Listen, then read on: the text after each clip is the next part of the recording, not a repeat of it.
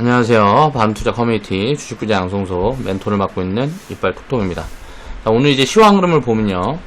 조정이 좀 진행이 되는 것 같다가 또 이제 되돌림이 좀 나와서 오늘은 상승 종목 수가 더 많은 좀 상승장에 비슷한 느낌으로 이제 마무리가 됐어요. 지수는 이제 뭐 보합에서 끝났지만 센티는 괜찮은 시장 흐름이었다 라고 생각을 하면 될 것 같고요. 근데 이제 과열 신호들은 계속 보여주고 있는 것들을 보면 이제 우선주들이 계속 막 주상한가가 나오고 있죠. 우선주들이 요런 흐름들이 꺾이는 시점에 시장이 조정이 들어올 거냐 아니면 요런 흐름들을 좀 살펴봐야 될 것 같아요. 우선주들이 이렇게 줄줄이 올라간 것처럼 줄줄이 꺼지는 흐름들이 만들어질 텐데 요런 흐름이 진행이 될 때 자, 시장에서 지수 측면에서 또 다른 종목들은 이제 정상적인 시장으로 돌아갔을 때의 흐름이 나오기 전에 이게 조정으로 진행이 되는지 어떤지 이런 부분들을 좀 살펴봐야 될 것 같아요. 아무래도 조정 확률이 더 높긴 한데 우선주들이 이렇게 올라간다는 건 확실하게 과열 신호라고 볼 수가 있습니다. 자, 올해 지수 포인트가 이제 적정 가치 구간이 일단은 9월달까지는 저는 이제 2000포인트 정도로 보고 있고요. 자, 이제 올해 9월이 되면 저는 내년에 기업이익들이 올해보다는 많이 늘어날 거라고 개인적으로 생각을 하고 있기 때문에 내년에는 2800포인트 정도 봐줘야 되는 게 아닌가 싶어요. 그래서 9월부터는 여기에서 플러스 알파 3개월짜리를 둬서 한 기준을 2200에서 한 2000포인트에서 한 2200 정도 봐줘야 되는 게 아닌가 라고 생각을 하고 있습니다. 적정 가치가 9월 정도 되면 지금 이제 6월에서 9월 사이에는 한 2000포인트 정도가 적정 밸류 구간인 것 같고요. 이런 부분들을 이제 체크를 해서 우리는 이제 현금 대응을 맞춰서 하고 있다 라고 생각을 하시면 될 것 같고요. 현재 우리 현금 포지션은 제가 리딩하고 있는 부분들은 이제 10% 정도 이제 리딩을 하고 있고요.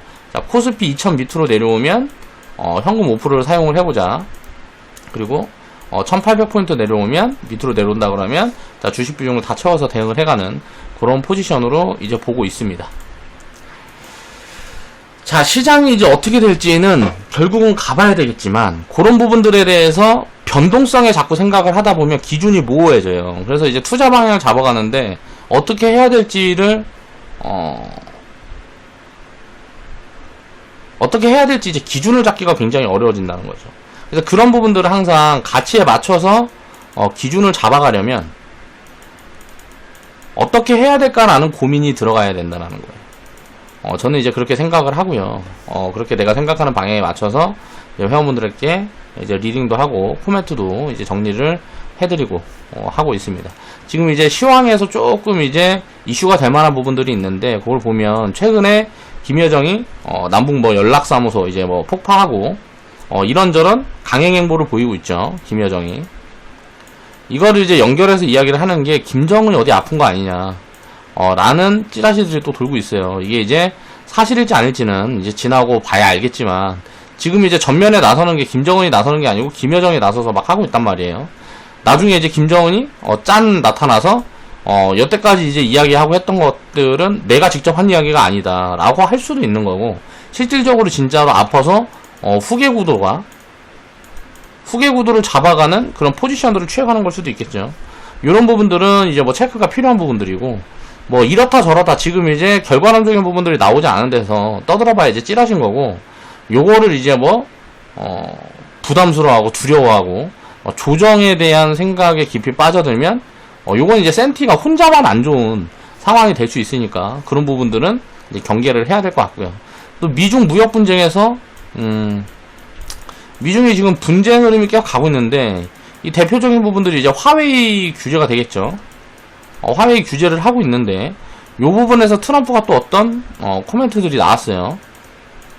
뭐 여기다가 이제 뭘 납품을 해도 된다 그랬나 뭐 했나 아무튼 그래서 그런 부분들이 지금 좀 이제 이슈화가 되고 있고 지금 폼페이오하고 또 중국의 누구하고 지금 만나서 하와이에서 만나서 비공개 회담을 이제 정상회담을 정상이 아니고 뭐라 그래야 돼? 아무튼간 고위급 회담을 지금 진행이 되고 있다 라는 부분들에 대한 이야기들도 나오고 있으니까 이런 것들은 이제 나중에 아무래도 만났으면 일단 어떤 좋은 뉘앙스가 시장에 흘러나올 가능성들이 있겠죠. 그래서 이런 부분들을 다 생각을 해보면 항상 위로 갈 방향성 아래로 갈 방향성. 자, 심리적으로 양쪽이 항상 이렇게 다 만나는 구간에 있다 보니까 지금 매물과 매도세가 지금 힘겨루기를 하고 있는 그런 포지션들이 진행이 되면서 이제 횡보장세의 흐름으로 진행이 되고 있다라고 생각을 하시면 될 것 같습니다. 자, 그래서 시황에 대한 부분들은 사실 중요하다고 보기보다 어떤 이제 이슈라든가 뭐 이런 걸로 인해서 과열이 붙어서 이제 버블이 확대된다거나 아니면 자, 리스크가 붙어서 자, 저평가가 확대된다거나 했을 때 대응을 해주기 위해서 공부를 하는 거고요. 또 분석도 하고 뉴스도 보고 하는 거지. 그런 것들을 보면서 이럴 거다 저럴 거다라는 거를 예측할 수 없는 걸 예측을 해서 대응을 하기 위함이 아니란 말이에요. 항상 그런 부분들을 이해를 하고 있어야 돼요, 투자자들은. 자, 오늘 이제 이야기해볼 내용은 테마에 이제 접근하는 방식. 저는 이제 바이오는 계속 테마다. 왜? 이렇게 이야기를 하는 이유들이 계속 있죠. 그리고 투기적인 비중이다 라고 이야기하는 이유가 있는데, 이걸 왜 그렇게 얘기를 하냐면 가치 판단을 할 수 없기 때문에, 가치 판단이 불가능하기 때문에 여기 얼마인지를 모르니까 요건 이제 투기적인 비중을 운영하는 방식으로 해서 최대한 비중을 보수적으로 대응을 해야 된다라고 코멘트를 계속 드리고 있어요. 자, 그 부분들에 대한 이제 이야기를 해볼 건데, 바이오 섹터에 대한 이야기를 해볼 건데, 바이오 순환매 흐름을 제가 보고 있는 체크포인트, 자, 어떤 부분들을 보고 내가 지금 이제 우리 회원분들이 함께 이제 비중을 줄여가고 있나, 그런 부분에 대해서 정리를 해볼 거예요. 자, 파맵신 134% 수익 인증해주신 회원분이 계셔서 그 부분에 대한 내용을 한번 정리를 해보겠습니다. 자, 알찬나님하고 신년우님이 자, 수익 인증을 해주셨고요. 자, 수익 축하드립니다. 감사합니다. 자, 100% 넘어서 절반 매도 할까 고민을 하고 있었는데, 자, 비중 축소 관점이라 일반 매도 하였습니다. 헬스케어 비중을 줄여가는 포지션을 취한 것 같고요. 자, 10년후님은 자, 오늘 코스닥이 7% 빠졌네요. 하락할 거라 예상은 했지만 시원하게 빠졌다. 그래서 마음이 아프다. 뭐 요런 코멘트인 것 같아요. 현금 10% 만들었으니 그걸로 위로를 해봅니다. 자, 절반 매도 복리계좌로 보낸다. 자, 7%가 이날 빠졌지만 결국은 어때요? 자, 심리적으로 이렇게 좀 불편해요. 항상 빠지면 당연히 불편하겠죠. 내 계좌에 뭐 평단이 이제 내려가고 뭐 하는 부분들이 있으니까. 그런데 어때요? 그 다음날 보니까 자, 빠르게 반등이 들어와서 거의 다 되돌림이 나왔죠. 자, 시장 흐름이라는 거는 이런 극단적인 변동성이라든가 단기적인 이런 부분들은 맞출 수가 없는 거예요. 근데 사람들은 항상 이걸 맞추려고 노력을 한단 말이에요. 맞출 수가 없는 걸 맞추려고 노력을 하니까 실패를 하는 거예요. 그런 부분들을 이해를 해야 되는데, 아무리 떠들어봐야 들은 척도 안 한다는 거죠.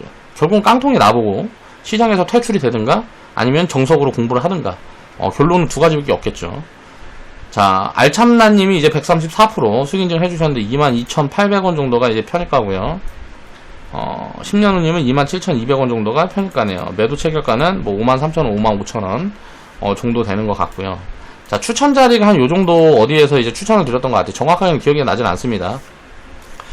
작년 이제 뭐 한 12월 요일 앞에 달보다는 요 뒤에 달일 가능성이 높은 것 같아요. 11월, 12월 달부터 본격적으로 헬스케어 비중을 이제 늘려갔던 그런 포지션들이니까. 자, 주식 부자 양송소 같은 경우는 조금 이제 헬스케어 비중을 채워가는 포지션들이 조금 늦었어요.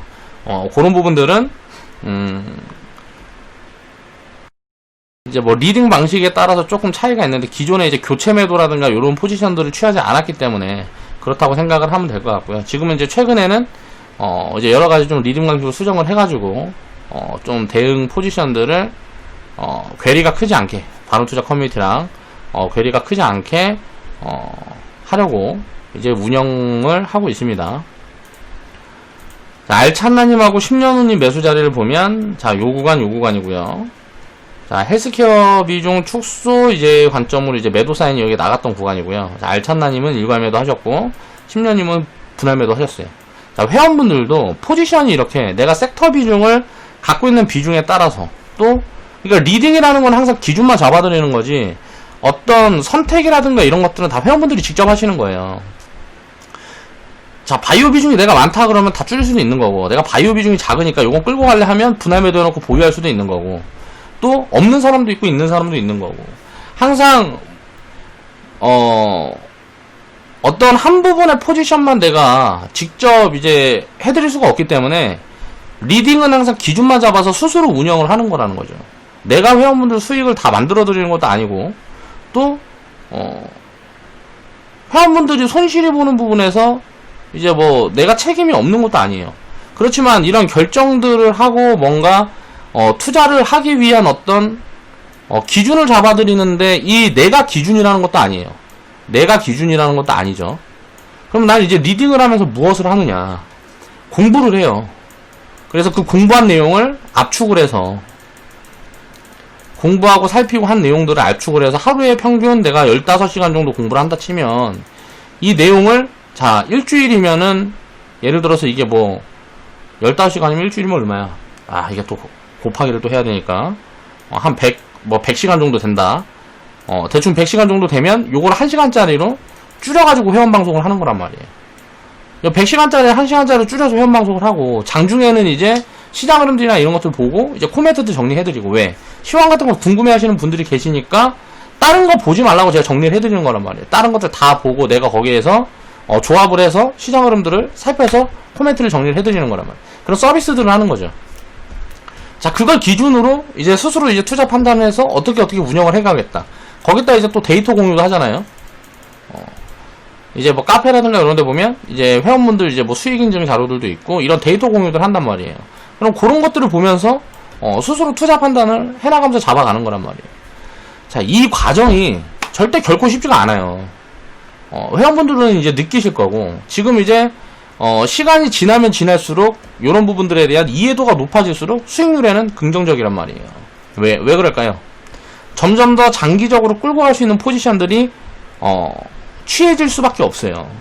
왜? 리딩도 이렇게 하고 또 지나고 보면 아 이거 그냥 오래 끌고 가면 수익이 더 나는구나 라는 걸 자꾸 깨닫게 되니까요. 그래서 점점 더 장기적인 포지션들을 취해갈 수 있도록 그렇게 노력을 해가는 거죠. 처음에 근데 너무 단기적인 성향에 다 젖어있고 오래 기다리는 거 힘들어하고 뭐하고 하기 때문에 자 분산이라는 것도 더 자주 해서 기회를 자주 만들어 드리는 거죠. 자 분산이라는 걸 자주 하기 위해서 종목을 많이 줄여드려야 되니까 어때요? 제가 할 일은 더 많아요. 그러면서 이렇게 하는 이유는 뭘까요? 자꾸 이런 경험을 빠르게 키워드리기 위해서 이렇게 하는 거예요. 종목을 예를 들어서 50개를 갖고 있나 200개를 갖고 있나 사실 여기서부터는 별로 차이가 나지 않습니다. 여기에서부터 어느 정도 차이는 나지만 수익률에 있어서 크게 차이 나지 않는 경우들이 많아요. 그런데 왜 이렇게 종목 수를 많이 운영하고 뭐하고 하냐? 자, 내 심리적인 요인에도 있을 것이고요. 종목을 압축하고 뭐하고 하게 되면 어때요? 아무래도 수익의 기회라든가 경험은 줄어들 수밖에 없단 말이에요. 그렇죠? 그럼 모든 부분들이 다 이제 선택이라는 거예요. 그런데 분산을 이제 50개 뭐 이렇게 하려고 그러면 어때요? 공부량이 엄청나게 늘어나겠죠. 예를 들어 내가 10개 갖고 있으면 10개 기업만 공부하면 되는데 50개, 200개를 공부하려고 그러면 시간이 어마어마하게 들어간단 말이에요. 그리고 시장 전체적인 흐름들을 살피는 것도 만만치가 않죠. 특히 일반인들은 기준을 어디다 둬야 되는지도 몰라요. 최소 뭐 이제 5년, 10년, 20년 이 정도의 경험이 있어야 어느 정도 볼 수 있는 거고 거기에서도 이제 파고들고 자, 통계적인 데이터라든가 여러 가지들이 이미 뭐 잡혀있는 스스로의 어떤 기준이 잡혀있는 그런 사람들이 이제 딱 보면 아는 거지. 그런 경험들이 없는 사람들은 이런 것들을 쉽게 이해를 하지 못한단 말이에요. 왜? 경험이 없으니까 이해하지 못해요. 3살짜리한테 3살짜리한테 우리가 인간은 누구나 죽어 라고 죽음을 가르치면 이해를 못한다고. 그러니까 이런 것들이 있는 거죠. 투자하면서도 그 과정이 호락호락하지도 않고 시간이 오래 걸리는 작업이에요. 보통 이제 저한테 이제 리딩을 듣고 뭐하고 하면 대충 제가 생각했을 때는 2년에서 5년이면 다 깨우칠 거라고 생각합니다, 회원분들이. 근데 이거를 이제 혼자 스스로 독학으로 공부하고 뭐하고 하려고 그러면 10년에서 30년 이상은 걸린다고 생각을 해요. 그것도 아주 극소수만. 왜? 스스로 이런 데이터를 취합을 해서 통계적인 자료를 만들고 뭐하고 한다는 게 만만치 않은 일이거든요. 그런 것들을 해본 사람들이 알 수 있는 거거든요. 그래서 이게 어려운 거예요. 아무나 할 수가 없는 거고. 투자라는 거는. 근데 사실 아무나 할 수가 없다고 말을 하지만 왜 아무나 할 수가 없다고 말하냐면 누구나 할 수 있으면서도 누구나 못하는 거예요. 그냥 가만히 갖고 있으면 되거든요. 어디에서 사든지 간에 장기적으로 한 10년 이상 그냥 가만히 갖고 있으면 내가 좋다고 생각하는 거 골고루 해가지고 50개 100개 추려가지고 가만히 10년 동안 갖고 있으면 수익이 안 날 수가 없어요. 시장이라는 건 그렇게 돼 있거든요. 물론 이제 10년이 딱 되는 날에 만약에 IMF가 왔다. 그럼 이제 몇 년 더 있어야 되겠죠. 10년이 딱 되는 시점에 IMF가 와 있다. 이러면 또 이제 몇 년 더 있어야 되겠지만 만약에 딱 이 도달한 시점이 뭐 요런 거 아니라 그러면 이거는 이제 리스크가 없는 사업이라는 거야. 주식 투자라는 거는 장기적으로. 그런 것들을 깨닫기가 굉장히 오래 걸린다라는 거죠.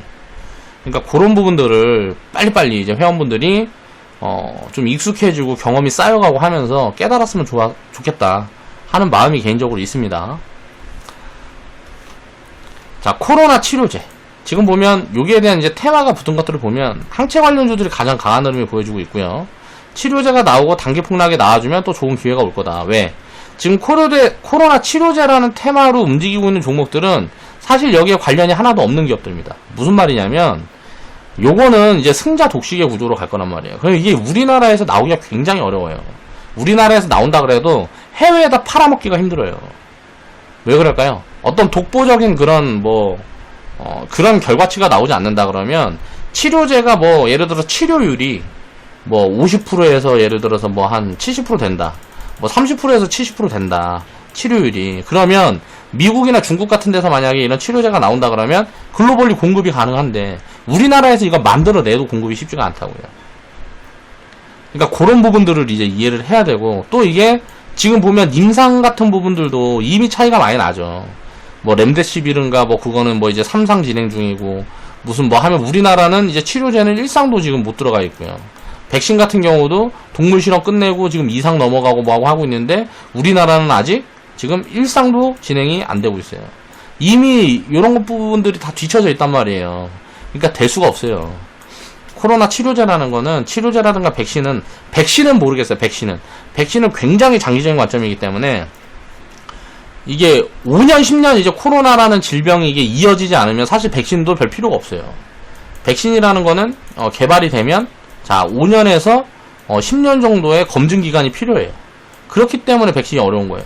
지금 특수한 상황이기 때문에 어떤 효과가 보이면 지금 사용을 하겠다라는 거지, 어떤 부작용이고 어떻게 될지를 모르는 거란 말이에요. 왜? 병 걸리기 전에 맞는 게 백신이니까. 그러니까 이런 것들을 이제 우리가 생각을 해보면, 치료제가 먼저고, 백신은 사실 코로나가 잠잠해지고 하면 어떻게 될까요? 돈이 안 되니까 누가 개발을 안 할 거라고요.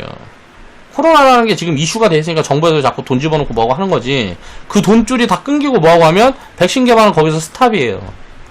이런 것들을 항상 이해를 해야죠. 그냥 감기나 마찬가지인 거니까. 근데 치료제는 지금 이제 먼저 나오면 이런 부분들이 이제 적용이 되겠죠. 그러니까 그냥 테마라고만 봐야 되는 거지, 이 코로나 치료제를 만들어 갖고 어떻게 될 거다 라고 생각하는 사람들은 사실 하나도 없겠죠. 다만 코로나 치료제라고 붙어있는 이런 테마를 붙여서 움직이는 기업들이 기본 파이프라인이라든가 개별 기술들은 다 가지고 있단 말이에요. 이런 폭락이 나와주게 되면 어떻게 돼요? 그런 기술들이라든가 기술 가치라는 건 다 살아있는 거니까 그 가치가 얼마지를 모르는 거지 사실. 그래서 이런 폭락과 흐름들이 확인이 되면 또 좋은 기회가 될 거다라는 거죠. 이미 지금 부각을 받았으면 늦었다라는 거예요. 그러면 이게 얼마나 더 올라가든 지금부터 관심 끄자는 거죠. 자, 셀트리온 제약 같은 경우는 보면 코로나 치료제 항체 대장주라고 볼 수가 있고요. 이 항체 관련돼서 셀트리온이라는 그룹이 글로벌에서 이제 탑 수준이다 라고 우리가 생각을 하시면 됩니다. 그래서 후보 물질을 찾아갖고 어쩌고저쩌고 하는 그런 부분에서는 셀트리온 쪽에서 뭔가 가시적인 효과가 나올 수도 있다 라고 기대는 해보지만, 그걸 가지고 돈을 벌 수 있을지는 모른다는 거예요. 마케팅에는 사용할 수 있을지 모르지만. 자, 에클론 같은 경우가 이제 후발주고 우리 이제 편입을 했던 구간이고, 자, 파맵신 같은 경우도 보면 편입을 했던 구간이고, 자, 요런 자리가 이제 매도 사인이 나간 자리고, 에클론 같은 경우는 좀 일찍 나갔죠. 좀 아쉬운 부분들이 있는데, 자, 미리미리 좀 때렸다라고 생각을 하시면 될 것 같아요. 왜? 밸류 판단이 어려우니까. 자, 오히려 테마 흐름이 꺾이면 관심을 가져보자. 아까 이야기를 했던 것처럼 단기 폭락 나오고 어쩌고저쩌고 하면서 줄줄이 바이오 기업들 다 죽어나고 뭐하고 하면, 자, 데자뷰가 되겠죠. 2017년도에 핫했다가, 자, 미중 무역 분쟁 나오고 뭐하고 하면서 임상 실패. 거의 10개 기업이면 10개 기업이 임상 3상 하고 있었으면 9개가 실패를 했어요. 자, 다 실패했다고 발표를 했죠. 실패했다고 발표했다가 다시 성공에다가 얘기하는 데도 있고, 요런 식으로 하면서 센티가 엄청 안 좋아졌던 시점이 있어요. 자, 요렇게 될 때까지 지금 이제 헬스케어 쪽은 좀 기다려볼 포지션들을 취해가자. 자, 치료제가 뭐가 딱 해서 판매가 시작이 되고, 백신이 딱 해서 이제 보급이 시작이 되고 하기 시작하면 어떻게 될까요? 요런 테마들은 다 끝나는 거예요. 무언가 결과물이 나오면 테마는 끝난다. 그럼 어때요? 결과물이 나올 때까지 기다리면 될까요? 결과물이 나오면 다 하한가로 직항할 건데. 그러니까 뭐 하한가가 뭐 바뀌든지 마이너스 10% 20%씩 뭐 폭락하면서 빠질 건데 이 결과가 언제 나올지 알고 이거를 하고 해요. 미리미리 비중을 줄여가야 요런 포지션들을 취할 수가 있겠죠. 이 결과가 나오면 이제 사야 되는데 조금 있다가 이제 폭락이 좀 과해지고 뭐하고 하면 하한가 두 방 박히면 마이너스 80%잖아요. 그럼 사야지. 그러니까 요런 것들을 항상 보면서 결과가 나올 때까지 끌고 가는 게 아니고 미리미리 줄여가는 거다 라고 생각을 하면 되겠죠. 자, 각각 기업들의 이제 파이프라인이라든가 이런 이슈들을 자, 일부 좀 공부를 해놓고요. 이런 대기 이슈들이 뭐가 있나. 또 이제, 기술 수출 기업들은, 관련된 부분에서 이제 뭐 매출이라든가, 이익으로 좀 인식이 되는 수준이 어디서부턴가. 그래서 지금 이제 밸류를 체크할 수 있는 기업과 아닌 기업들을 놓아놓고, 장기적으로 이제 공부를 해가면서 바이오 쪽에 지금 굉장히 수급이 쏠려있기 때문에, 요런 것들은 다 투기 자금이라는 거는, 일단, 다 이런 개념이에요. 비싸게 사서 더 비싸게 팔자. 자, 지금 비싼지 알아. 근데 이게 끝일지 어쩔지는 모르잖아, 누구도. 나는 더 비싸게 팔면 돼. 자, 그러니까 결국은 누군가는 죽을 건데 나는 아닐 거야. 라는 거거든요, 이게. 개념이 이런 거예요. 이런 개념을 들어가면 이건 투자가 아닙니다. 투기적인 발상이죠. 자, 비싸게 사서 더 비싸게 팔다가 나도 비싸게 팔아야지 하고 딱 샀는데 나도 비싸게 팔아야지 하고 딱 샀는데 알고 보니까 그게 꼭지다. 자, 요 사람들이 일단 죽는 거거든요. 이게 지금이 끝일지 여기에서 한참 더 가서 끝일지 이런 것들은 누구도 몰라요. 알 수가 없죠. 그렇지만 나도가 딱 걸리는 순간 가는 거예요. 그러면 이 사람들은 자, 팔고 나서 또 어떻게 할까요? 또 사. 결국은 여기에 많이 걸린단 말이에요. 그러니까 이런 걸 걸리지 않기 위해서 자, 비중을 미리 줄여가는 거다 라고 회원분들은 이해를 하시면 될 것 같고요. 유튜브에서 그런 코멘트들을 자꾸 드리는 이유가 자, 요런 부분들 때문이다. 자, 사실 바이오 섹터는 자, 투기적인 관점이 굉장히 강합니다. 자, 이게 아니라고 이야기하는 사람들은 내가 갖고 있으니까 개소리 하는 거예요. 그냥 내가 갖고 있는데 자, 요거 빠질 거라니까 불안하잖아. 그러니까 내 거랑 내 포지션이랑 반대적인 이야기를 하면 알지도 못하면서 이 새끼가 뭐 이렇게 되는 거란 말이야. 사람이 원래 그래. 바이오 기업들이 얼마인지 물어보면 아는 사람이 어디 있어? 이게 얼마짜리야? 라고 이야기를 하는 사람은 한 명도 없어요. 본 적도 없고. 말한 다음에 미친놈이에요. 그러니까 이게 얼마인지도 모르면서 그냥 하고 있는 거죠. 그게 투기라는 거예요. 다른 게 투기가 아니죠. 자, 적극적으로 이제 추천을 하지 않는 이유입니다, 제가. 다만 어때요? 자, 이 리턴이 이렇게 크기 때문에 껍벅하면 상한가 박혀버리고 리턴이 굉장히 큰 거예요. 그렇기 때문에 그런 부분들 때문에 투기 비중을 따로 운영을 하는 거죠. 왜 하지 말라 그래도 할 거니까 다. 아무리 하지 말라 그래도 알아서 다 합니다. 회원분들이 절대 전 안 한다고 생각하지 않아요. 하지 말라 그래도 무조건 해. 다만 몰빵을 하지 말아라. 뭘 하지 말아라. 경각심을 계속 심어주는 거죠. 그런 작업들을 저는 하고 있다라고 생각을 하시면 되고요. 얼마가 더 가든지 간에 소외되길 기다려야 되는 거예요. 지금은 소외되어야 되는 구간이에요. 그래야 나중에 또 투기 비중도 운영을 할 수가 있는 거예요. 아주 장기적인 관점에서 봐야 된다는 거죠. 이렇게 3개월, 4개월 움직이고 자, 2년 쉬는 겁니다. 쉬는 2년 동안 다 죽는다 그래요. 자, 요럴 때 보는 거예요. 요럴 때. 자, 이렇게 죽는다 그럴 때 보는 거예요. 죽는다 그럴 때 보는 거라고요. 항상 요런 개념으로 헬스케어 쪽은 헬스케어가 아니라 바이오 쪽은 접근을 해야 된다. 헬스케어 중에서도 자, 장기적으로 봐야 될 포지션들은 의료기기예요. 의료기기. 이거는 밸류가 잡혀있기 때문에 얼마라는 계산이 돼요. 그래서 저는 자, 바이오 기업들은 계속 이제 빼는 포지션들 들여도 어때요? 의료기 기업 중에 밸류 잡혀있는 놈들은 자, 조정이 오든지 말든지 매도 사인 하나도 안 냅니다. 적정가치 구간 뭐 근처 올 때까지는 갖고 가는 거지. 조정 들어오면 그냥 두들겨 맞는 거예요. 그리고 밸류 잡혀있는 애 더 사면 되니까. 그러니까 조정이 들어올 때도 밸류 잡혀있는 애들 먼저 사고 걔네들이 잘 안 보일 때 이제 바이오 섞어 가는 거예요. 그런 개념들을 항상 이해를 하셔야 되고요. 자, 기술 수출 관련 기업들은 그럼 어떻게 봐야 되냐? 기술 수출 관련 기업들은 자, 어느 정도 밸류 체크가 가능해요. 그런데 이제 이거를 어떻게 적용을 시켜줄 거냐라는 게 굉장히 어려운 부분이에요.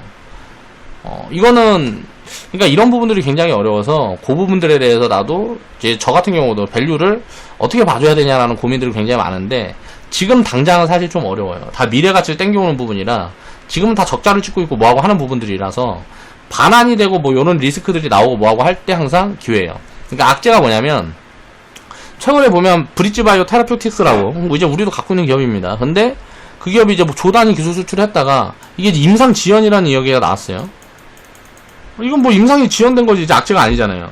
근데 여기에서 임상이 지연되면 임상을 진행하는 동안에 받기로 했던 뭐 그런 게 있단 말이에요. 임상이 뭐 일상이 들어가면 얼마를 받고 뭐 이걸 무슨 마일스톤이라 그러나 뭐라 그러나 그러는데 그런 부분이 이제 뭐 지연이 되고 뭐하고 하면 자 매출 인식이 늦어질 거다 뭐하고 이거는 사실 별 의미가 없죠. 이런 것들이 나올 때는 오히려 요런 게 이제 진입 포지션이 되는 거예요. 그러니까 대장주들 중에서 알테오젠이라든가 이런 기업들 중에서 뭐 예를 들어서 기술 수출이 반환됐다. 그럼 어떻게 될까요? 당연히 무너집니다. 그럴 때가 대장주들이 무너지는 흐름들이 나오면 어떻게 돼요? 후발주들도 같이 다 무너지거든요. 그런 흐름들이 나왔을 때가 이제 자 포인트가 되는 거고 좋은 이야기들이 나오면서 주가가 올라갈 때는 항상 회피를 하는 거예요. 바이오 기업들은 그렇게 봐야 됩니다. 자 비중 관리하고 폭락은 자연스럽게 이해해야 되는 거예요. 바이오 기업들은 마이너스 50% 마이너스 80%는 그냥 열어놓는 거예요. 심심하면 나오는 손실입니다. 몰빵 들어가면 그래서 죽는 거예요. 재수없게 마이너스 80% 90% 걸려버리면 죽는 거예요. 뭐 신라젠처럼 돼버리면 이거는 뭐 기약이 없는 거죠. 일단 팔고 나와야 되는 거야. 기약이 없으니까 밸류도 안 잡혀있고 진짜 망할지도 모르는 회사고 이게 다시 올라갈지도 모르는 회사. 그러니까 이걸 버린다고 생각하고 보유하든지 아니면 빠져나와야 되는 거죠. 근데 이제 내가 비중을 나눠서 운영을 하게 되면 이런 거 두들겨 맞아도 되잖아요. 그렇기 때문에 이제 운영을 할 수 있는 거죠. 그 부분에 대한 이해를 해야 된다는 거예요. 최근에 보면 기술 수출 관련 기업들이 움직이는데 트렌드가 있어요. 자, 트렌드가 뭐냐? 자, 플랫폼, 빅데이터, 인공지능. 다 이제 보면 한미약품 같은 경우는 자, 물질을 여러 개 가지고 뭐 이제 그런 어떤 그런 거고 보면 하나의 물질 가지고도 여러 군데에다 팔아먹을 수 있는 게 이제 플랫폼 기업들이에요. 그러니까 요런 부분들이 이제 부각이 되면서 알테오젠이라는 기업이 이제 많이 올라온 거고 레고캠바이오도 비슷한 포트폴리오를 갖고 있으니까 이제 튀어 오르는 거고요. 첨맥 같은 기업도 보면 CEO 이력이 화려한데 자 뭐 빅데이터니 인공지능이니 뭐 이런 거 붙여갖고 날리는 거고요. 자 헬스케어 산업에 4차 산업이 입혀주고 있다라는 거죠.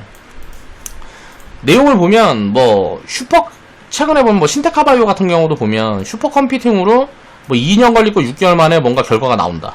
그러니까 시간을 단축하니까 비용이 줄어드는 거잖아요. 그래서 이 기술에 대한 가치가 높게 평가가 되는 거예요. 다만 얼마인지 모른다는 게 함정인 거예요. 그게 어려운 거예요. 어려운 게 아니고 사실 투기적인 거라는 거죠. 얼마인지 모르기 때문에 많이 올라갈 수 있는 거예요. 얼마인지가 알면 상단이 막히는데 자 얼마인지를 모르니까 이게 누군가는 해석을 해서 이게 얼마인지를 모르니까 1000억으로도 해석을 하고 누구는 조로도 해석을 하는 거예요. 누구는 10조로도 해석을 할 수도 있겠죠. 그래서 버블이라는 게 쌓이는 거죠. 바이오 기업들은. 이게 버블이어도 버블이 얼마나 껴있는지도 몰라요. 일반 이제 숫자가 보여지는 기업들은 버블이 끼면 버블이 얼마나 껴있는지가 보인단 말이에요. 10% 버블이다, 30% 버블이다, 자 이거는 50% 버블이다 이런 게 보여요. 그런데 바이오 기업들은 버블이 얼마인지도 모르고 이게 싼지 비싼지도 모르고 그렇기 때문에 투자 판단하기가 굉장히 어렵다라는 거죠.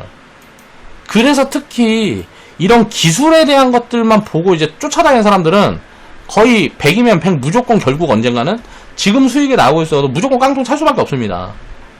이거는 100%에요, 100%. 99%도 아니고 100% 깡통 차요. 뭔지도 모르고 막 하는 사람들은. 왜? 돌아다니다가 결국은 하나 물리는 거예요, 신라젠 같은 거. 그렇게 될 수밖에 없는 거죠. 자, 그러면 나는 이제 그렇게 되지 않을 수 있는 어떤 시스템적인 부분들을 갖춰놓고 이제 운영을 해야 된다라는 거고요. 자, 어떤 플랫폼 기반의 물질을 찾아서 중복 기술 수출이 가능해요. 그러니까 어때요? 효율이 굉장히 높다. 뭐 그런 부분들이죠. 자, 빅데이터를 활용을 해서 자, 투자 기간도 줄이고 비용도 줄이고 요런 부분들이 이제 부각이 되고 있고요. 특히 또 기술 수출 관련 기업들은 일단은 기술 수출이 나중에 반환이 되니 어쩌니 뭐니 해도 계약금이라는 건 남고 뭐하고 하기 때문에 숫자라는 게 어느 정도 잡히거든요. 다만 이 숫자에서 거품을 얼마나 덜어내야 되느냐 요게 이제 어려운 부분이에요. 그러니까 일반 뭐 숫자가 안 찍히는 기업들은 아예 가치 판단이 안 되는 거고 숫자가 찍히는 기업들이지만 기술 수출 관련 기업들은 이 숫자에서 덜어내야 될 부분들이 어느 정도 되느냐 그게 어려운 부분들인 거죠. 그리고 이제 기술 수출을 막 하고 뭐하고 하다가 사기니 뭐니 걸어갖고 자 소송에 걸리는 경우들도 굉장히 많아요. 나중에 시간이 좀 지나다 보면 그래서 소송 비용이니 뭐니 뭐 등등등 여러가지 막 불확실성들이 있다라는 거죠. 그렇기 때문에 항상 보수적으로 운영을 하는 게 맞다라는 거고요. 자, 2년, 3년 후부터는 이제 숫자가 찍히기 시작할 바이오 기업들이 많은데 거기에 대부분은 다 기술 수출 기업들이에요. 그게 이제 2020년, 21년부터 이제 서서히 찍히기 시작해가지고 그런 기업들 중에 어떤 성과가 나오는 기업들도 있을 거예요. 임상을 성공하는, 그래서 최종 단계까지 도달하는 기업들도 분명히 있겠죠. 그럼 후보 물질을 굉장히 많이 뿌려놓고 있으니까요. 자, 우리나라 기업들 중에 그렇게 돼서 이제 성장을 해나가는 기업들이 하나씩 나오게 되면, 자, 한미약품 같은 기업들이 많이 나오겠죠. 이거는 자, 우리나라 경제에도 굉장히 긍정적이고 굉장히 긍정적인 부분으로 작용을 할 수가 있겠죠. 그러니까 투기 비중이지만, 자, 이런 투기 비중이라도 들어가고 뭐하고 하니까 기술 개발을 계속 해낼 수 있고 기업들이 그런 돈이 이제 융통이 되는 거죠. 그러니까 필요악이라고 생각을 해야 되는 그런 비중이다. 그래서 바이오 기업들이 뭐 임상을 실패했니 망했니 뭐 CEO가 막 그래, CEO가 배임하고 횡령한 건 욕해야 돼. 그건 욕해야 되는데 그런 게 아니고 실패한 거에 대한 부분들은 우리가 투자자들은 사실 욕을 하면 안 돼요. 욕한다는 자체가 그 욕을 하는 자체가 그 새끼가 개새끼예요. 자, 이거 실패를 당연히 할 수밖에 없는 거죠. 굉장히 어렵기 때문에, 이게 어렵기 때문에 하면 대박이 나는 거지. 그 대박을 보고 쫓아갖고 돈 집어넣어놓고 실패했다고 욕하면은 인간 새끼가 아닌 거예요. 그건 스스로 생각을 해봐야 된다라는 거예요. 그런 실패를 가정을 하고 투자를 하는 거, 투기를 하는 거죠. 바이오는 항상 그렇게 생각을 해야 된다. 자, 2, 3년 후부터 이제 숫자가 씻기 시작할 기업들은 이제 추려놓고 이제 대응을 해가면 될 것 같고요. 굉장히 장기적인 텀으로 봐야 된다는 거예요. 롱텀으로. 자, 바이오 기업들은 조정을 기다려서 후발주들을 이제 골고루 담아보자. 그런 포지션들을 만들어 놔야 되기 때문에 비중을 미리 조절해서 빼놓자. 지금같이 핫할 때 좀 비중을 빼놓자라는 이야기를 하는 거고요. 자, 과거 사례를 이제 기억을 해보자. 보면, 자, 코로나 극복, 임상 지연, 기술 수출 반환. 요런 부분들이 악재가 될 수 있을 것 같아요. 자, 뭐냐면, 자, 과거에 이제 2017년도를 놓고 보면, 핫했던 기업이 신라젠이라는 기업이 있습니다. 헬릭스미스라는 기업이 있어요. 자, 보면, 자, 여기 위치가 지금 시즌의 요 위치랑 비슷해요. 지금 보면 진단기업도 흘러내리고 있죠. 이 흘러내리는 이유들이 뭘까요? 최근에 이제 코로나가 이제 막 확산하고 뭐하고 했을 때, 우리나라가 굉장히 잘하고 있다라는 부분들이 부각되면서 한국 진단키트가 굉장히 비싼 값에 팔리고, 막 요런 부분들이 굉장히 많았어요. 그래서, 마진도 굉장히 좋고, 뭐 요런 부분들이 있었는데, 그때 당시에 마진이 10이었으면 지금은 7, 5, 3, 빠르게 줄어들고 있어요. 거기다 이제 생산 캐파는 늘려놓고 뭐하고 했으니까, 요런 부분들에서 노이즈가 나올 수 있고, 또 유럽이라든가 지금 미국 같은 데 보면 자국에 있는 기업들에 돈을 많이 풀어갖고 자체적으로 생산을 할 수 있는 그런 것들을 만들어 놨단 말이에요. 그럼 이제 남아있는 시장은 어디냐? 후진국들이에요. 후진국들은 마진폭이 높지가 않겠죠. 그러니까 마진폭이 좋지 않기 때문에 코로나라는 이슈로의 진단은 이제 유지 개념으로 가는 거예요. 유지 개념으로. 물량은 계속 필요하다 그래도 이게 무한정 계속 필요할 수는 없다라는 거죠. 그럼 다른 부분들의 이제 포트폴리오를 봐야 되는데, 진단기업들은 거의 여기에 이제 몰빵이라고 봐야죠. 그래서 이런 부분들이 조금 이제 둔화가 되고 있는 거고요. 그렇게 생각을 하면 될 것 같고, 코로나가 극복됐다. 뭐가 있을까요? 뭐 치료제라든가 무슨 뭐 백신에 대한 코멘트들이 나오는데 그게 진짜 공급이 되기 시작하면, 지금 이제 영국 같은 경우도 뭐 7,000원짜리인가 9,000원짜리 이제 치료제를 이제 공급하기로 했다 하면서 그 관련주들이 또 이제 최근에 튀어오르고 있잖아요. 근데 걔네들이 보면 이런 것들에 대한 후보 약물들이 계속 나오겠죠. 그러면 계속 이제 힘들어지는 거예요. 이런 진단기업들은. 근데 이제 올해 이제 실적이 잘 찍힐 수가 있기 때문에, 자, 빠르게 이제 조정이 들어오고 뭐하고 하면, 자, 단기 반등 포지션이 거의 100% 이상씩 나올 수 있습니다. 그러니까 그런 포인트들을 이제 한번 보고 있는 거고요. 저는 이제 한번 보고 있고요. 그런 부분들에 대한 이제 체크 포인트는 제가 이제 회원방송에 정리를 해드릴게요. 그리고 이제 임상 지연, 자, 기술 수출 반환, 요런 것들은, 자, 기술 수출에 관련되어 있는 기업들, 요게 관련이 없는 기업들도 알테오젠 같은 기업이 만약에 기술 수출 반환에 나가고 폭 빠지면 그냥 기술 수출 이름 들어가 있는 기업들은 다 빠진다고 보면 돼요. 자, 그렇게 이제 심리가 연동이 된다고 생각을 하시면 되고요. 그런 것들이 나오기를 이제 기다려 보는 거죠. 자, 임상 3상기업이 2017년도에는 임상 3상기업들이 다 움직였는데, 임상 3상에 다 실패했다 그러면서 다 작살난 거거든요. 자, 이번에 기술 수출, 뭐 코로나 진단 이런 부분들은, 자, 코로나 치료제라든가 백신, 그리고 기술 수출 같은 경우는 반환이라든가 임상 지연, 이런 내용들이 대장주급에서 나오게 되면 줄줄이 센티가 안 좋아지는 포지션들이 올 거다. 그렇게 센티가 안 좋아졌을 때를 보는 거예요. 안 좋아졌을 때 여기 핫했던 애들을 보는 게 아니고, 자, 핫하지 않았던 애들을 찾아야죠. 자, 흐름이 어떻게 바뀌고 있어요? 자, 임상 3상에서 뭐 코로나라는 질병으로 인해서 이렇게 흐름이 바뀌었죠. 자, 그러면 앞으로 이제 1년, 2년, 3년 후에 흐름이 어떻게 바뀔까? 그런 부분들을 이제 지금은 생각을 해봐야죠. 지금 핫한 것들을 쳐다보고 있는 게 아니고. 자, 후발주들 진입 포지션은 이제 단기 투매가 한번 나왔을 때 아무것도 아닌 것 같아도 이게 100% 파동입니다. 이게 100% 파동이에요. 자, 요게 100% 파동입니다. 요게 100% 파동이에요. 자, 후발주 진입 포지션이에요. 근데 이거는 이제 100%를 다 먹겠다 하면은 저점에서 사서 꼭지에서 팔아야 되니까 그럼 굉장히 어려운 거고 100% 포지션을 보고 보는 게 아니죠. 그리고 나서 이제 이 이후에 보면 이 이후에는 이렇게 조정이 진행이 된 다음에 한 1년 반 정도의 조정이 진행이 된 다음에는 자, 위로 갈지 밑으로 갈지 모르는 거예요. 여기서 모르는데 임상 성공을 했다. 그럼 어떻게 됐을까요? 당연히 위로 튀었겠죠. 근데 임상 3상 실패가 진행이 되면서 어떻게 돼요? 자, 줄줄이 밑으로 향했죠. 마찬가지일 거라는 거예요. 자, 이건 이제 기술 수출이 추가로 나오고 뭐하고 한다 그러면 어떻게 될까요? 쉬다가 이제 위로 갈 것이고, 그런 부분들이 안 나오면 밑으로 흘러내릴 것이고요. 기술 수출 반환이라든가 뭐 임상 지연 뭐 이런 것들 이야기가 나오면 이제 폭락이 나올 것이고, 자, 진단 관련주들도 마찬가지죠. 치료제가 나왔다, 뭐 백신이 나왔다, 폭락, 요렇게 진행이 되겠죠. 그럼 그 폭락이 진행이 되는 흐름들을 이제 짧은 포지션으로 요 관련주들은 볼 수 있는 거고, 장기 포지션은 이제 흐름이 바뀐다는 거예요. 뭐가 바뀐다고요? 자, 이렇게 폭락이 진행이 되면 어때요? 자, 이렇게 폭락이 진행되는데 안 빠진 애들이 이렇게 있어요. 얘네들이 다음 대장이 될 가능성이 커지는 거예요. 이런 것들이 뭐가 될까? 라는 섹터별 흐름들을 봐야 된다라는 거죠. 그러니까 헬스케어는 이런 테마적인 관점으로 접근을 해야 된다 라고 생각을 하고 항상 경각심을 가지고 경계를 하면서 운영을 해야 된다라는 게 제가 가진 스탠스입니다. 자, 오늘 방송 마무리하겠습니다.